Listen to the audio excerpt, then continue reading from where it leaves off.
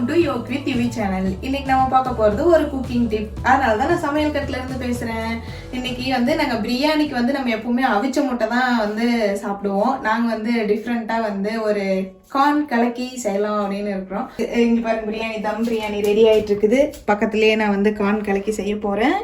So அதுக்கு தேவையான பொருட்கள் என்னென்னு பார்த்தீங்கன்னா, oil, egg, pepper, salt, onion, corn நான் வேக வச்சு எடுத்திருக்கேன், ப்ளஸ் மிளகாய்த்தூள். இதை எப்படி பண்ணலான்னு பார்க்கலாம் வாங்க. ஃபஸ்ட்டு நான் எக்கை உடச்சி ஊற்றிடுறேன்.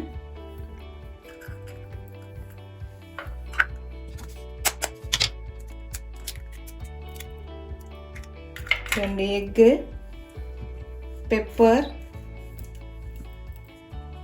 Salt,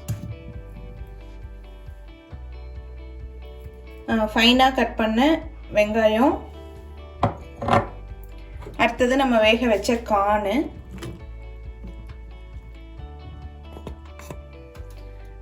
plus chilli powder. Chilli powder காரத்துக்கு தேவையான அளவு எடுத்துக்கோங்க. பெப்பரும் நம்ம போட்டிருக்கோம், ஸோ அதனால் நான் கொஞ்சமாக போடுறேன். இதை நல்லா பீட் பண்ணிக்கணும்.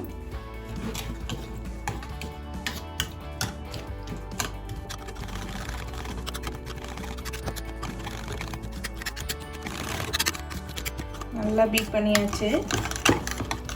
நம்ம பேன் இப்போ சூடாயிட்டிருக்கு. ரொம்ப சூடாயிரும் கூடாது, ரொம்ப சூடாகாமையும் இருக்கக்கூடாது. ஸோ அதனால் நீங்கள் ஓரளவுக்கு ஹீட் வந்ததுக்கப்புறம் நல்லா இப்படி கை வச்சு பார்த்தீங்கன்னா தெரிஞ்சுக்கலாம் எப்படி பேன் ஹீட் ஆகிருக்குன்னு. எனக்கு இப்போ நல்லா ஹீட் ஆகிடுச்சு. நான் ஃபஸ்ட்டு ஆயில் ஊற்றுறேன். ஆயில் கொஞ்சம் நல்லா ஒரு 2-3 டேபிள் ஸ்பூன் இருக்கிற அளவுக்கு ஊற்றிக்கோங்க.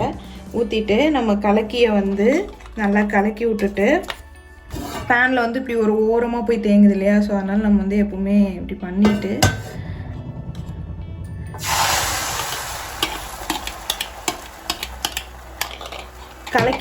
கலக்கினாலே நமக்கு பொதுவாக என்னென்னு பார்த்தீங்கன்னா நல்லா பாதி வெந்து வேகாமல் இருக்கிறது தான். ஸோ அதனால் நம்ம என்ன பண்ணணும்னா இந்த மாதிரி ஃபோல்ட் பண்ணிடணும் டக்குன்னு.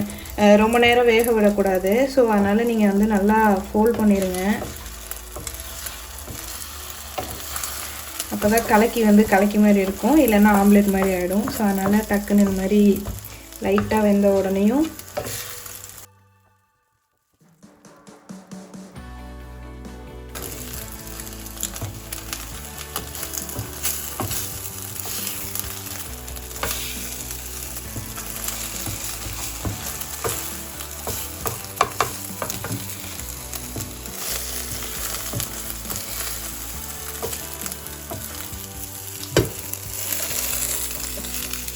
அவ்வளோதான், ரெடி டு சர்வ் வந்துருச்சு நம்ம கார்ன் கலக்கி. இது கொஞ்சம் எடுத்து வைக்கிறதா ரொம்ப டிஃபிகல்ட்டான ஜாப். இல்லை, நம்ம கொஞ்சம் பார்த்து பொறுமையாக தான் எடுக்கணும்.